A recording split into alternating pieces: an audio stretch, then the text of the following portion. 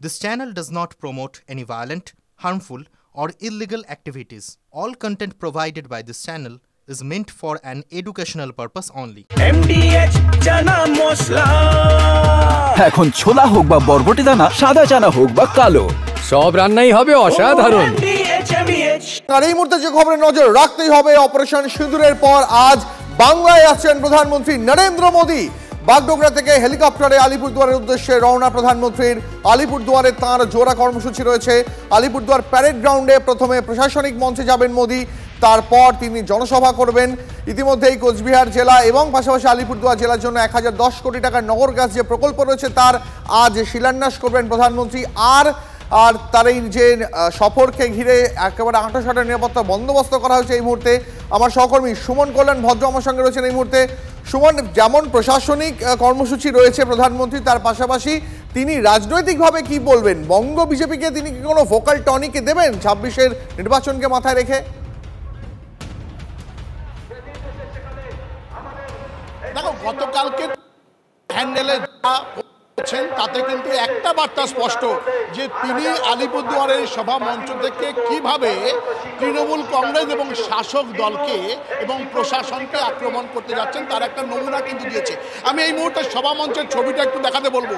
দেখো, সভা মঞ্চ কাতারে কাতারে কিন্তু পূর্ণ হয়ে গেছে। যতদূর চোখ যাবে ততদূরই কিন্তু মানুষের বাধা দেখা যাচ্ছে এই গোটা এলাকায়। ফলে স্বাভাবিকভাবেই উত্তরবঙ্গে সুদূর গুজরাট থেকে শুরু করে এই আলিপুরদুয়ারকে বেছে নিয়েছেন সিন্দুর পরবর্তী তার সভা হিসাবে। ফলে স্বাভাবিকভাবেই আজকে এই সভা মঞ্চ থেকে প্রধানমন্ত্রী কি বলবেন তার কিন্তু একটা আভাস আমরা গতকালকেই পেয়েছি। এখানে প্রচুর লোকে রয়েছেন, তাদের থেকে কথা বলবো। দিদি একটু এদিকে আসুন। আজকের এই সভাতে, আজকের এই যে সভা আপনারা যে এসছেন, কি শুনতে এসছেন? সবাইকে খুব ভালো দেখছি। আমি মোদী সরকারের প্রচুর মানুষ আসছে। দেখো, এখানে সকলেরই কিন্তু একটা আবেগ রয়েছে, উচ্ছ্বাস রয়েছে। এ কারণেই, কারণ প্রধানমন্ত্রী কি বলবেন সেদিকে কিন্তু সকলে রয়েছে। এখানে এই সভামঞ্চের সবার একটু আগেই কিন্তু সরকারি একটা অনুষ্ঠান আছে, সেখানে বেশ কিছু কর্মসূচি রয়েছে। পাইপলাইনে গ্যাস প্রজেক্ট রয়েছে কুচবিহার আলিপুরদুয়ার, সেগুলো তিনি এখান থেকে উদ্বোধন করবেন। তারপরেই কিন্তু আসবেন এই সভামঞ্চে এবং এই সভামঞ্চ থেকে তার বক্তব্য দিকে কিন্তু সকলে তাকিয়ে থাকবে। কারণ যে জায়গায় সভা হচ্ছে সেই সভাটা কিন্তু পার্শ্ববর্তী বাংলাদেশ এবং চীনের মাঝামাঝি জায়গায়, ঢিলছোড়া দূরত্বেই। ফলে আজকের সভা থেকে সিঙ্গুরের পরবর্তী কি বক্তব্য রাখেন সেই দিকেই নজর। আমি আরও একবার ছবিটা দেখাতে বলবো। যতদূর চোখ যাইবে ততদূরই কিন্তু মানুষের মাথা শুধু একটাই দেখা যাচ্ছে। ফলে স্বাভাবিকভাবেই এখানে কি বার্তা দেন সকলের নজর কিন্তু সেদিকেই থাকবে। খুব স্বাভাবিকভাবেই মানুষ কিন্তু তাকিয়ে রয়েছে। একেবারে সময় নজর থাকবে আমাদের অবশ্যই। আর প্রধানমন্ত্রীর জোড়া কর্মসূচি রয়েছে আজ, একদিকে প্রশাসনিক কর্মসূচি রয়েছে, পাশাপাশি রয়েছে তার জনসভাও রয়েছে। কি বলবেন প্রধানমন্ত্রী আজ? কারণ অপারেশন সিঁদুরের পর এই প্রথম বাংলায় এসেছেন প্রধানমন্ত্রী। আর কিছুক্ষণের মধ্যে আলিপুরদুয়ারে তিনি সভা করবেন। কি বলবেন? রাজনৈতিক কি বক্তব্য রাখবেন? শাসক দলকে কিভাবে আক্রমণ করবেন কি না আদৌ? বঙ্গ বিজেপিকে ভোটের আগে কতটা ভোকাল টনিক দেবেন সেদিকে নজর থাকবে। আমাদের যে যুদ্ধটা হয়েছিল, আমাদের যে প্রধানমন্ত্রী আছে আশা করি যে কাজটা হয়েছে আমাদের সবার জন্য ভালো হয়েছে।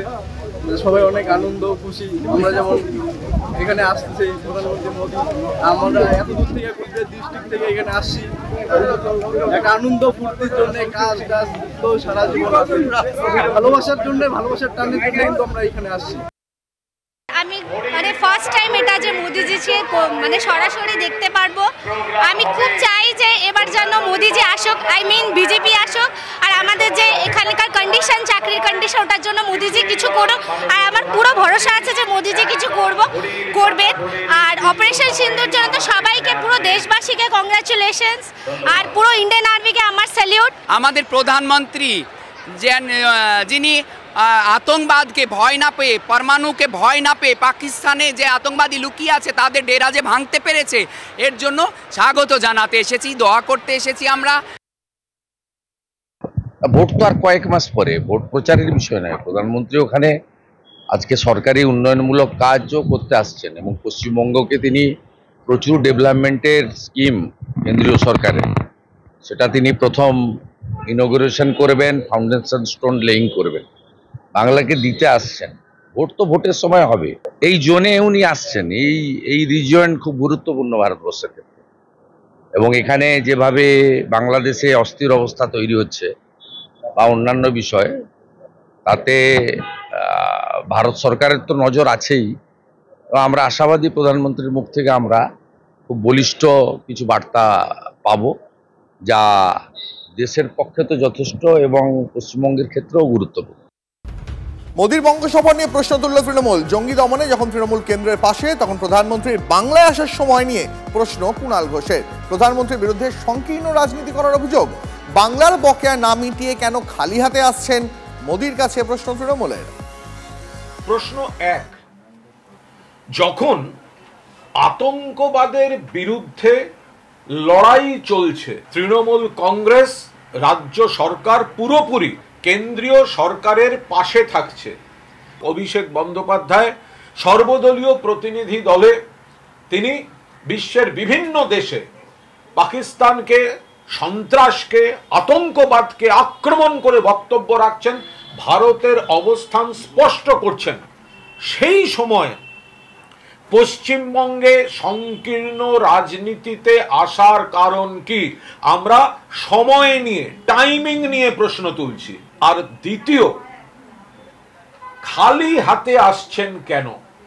পশ্চিমবঙ্গে বহু পর্যটক আসেন, ভোটের আগে বহু পরিযায়ী পর্যটক, ভোট পাখি আসে। নরেন্দ্র মোদী, অমিত শাহরাও আসেন যান, ডেলি প্যাসেঞ্জারি করেন। খালি হাতে কেন? বাংলার 1,70,000 কোটি টাকা কেন্দ্রের কাছে পাওনা। প্রধানমন্ত্রী টাকা নিয়ে আসছেন না, পশ্চিমবাংলার মানুষকে মেসেজ দিতে আসছেন যে এই যে দুঃখ কষ্ট আপনাদের চলছে, এত অনিয়ম চলছে, আইন শৃঙ্খলার সমস্যা চলছে, এর থেকে মুক্তির একমাত্র বিজেপির হাত ধরে, মোদির হাত ধরে। এই মেসেজ এই জন্য লোকে অপেক্ষা করছে। আর টাকা যদি চাইতে হয়, হিসাব নিয়ে চুপচাপ যান দিল্লিতে, বসুন, হিসাব দিন, টাকা নিয়ে চলে আসুন, কেউ না বলবে না। হিসাব না দিয়ে টাকা চাওয়ার অধিকার আপনাদের নাই। বাহ, এবার রয়েছে স্বাদ। হ্যাঁ, অপূর্ব স্বাদ। এমডিএচ এর চাঙ্কি চাট মশলা, জীবনে আসল স্বাদ জাগলো। আসল মশলা, এমডিএচ।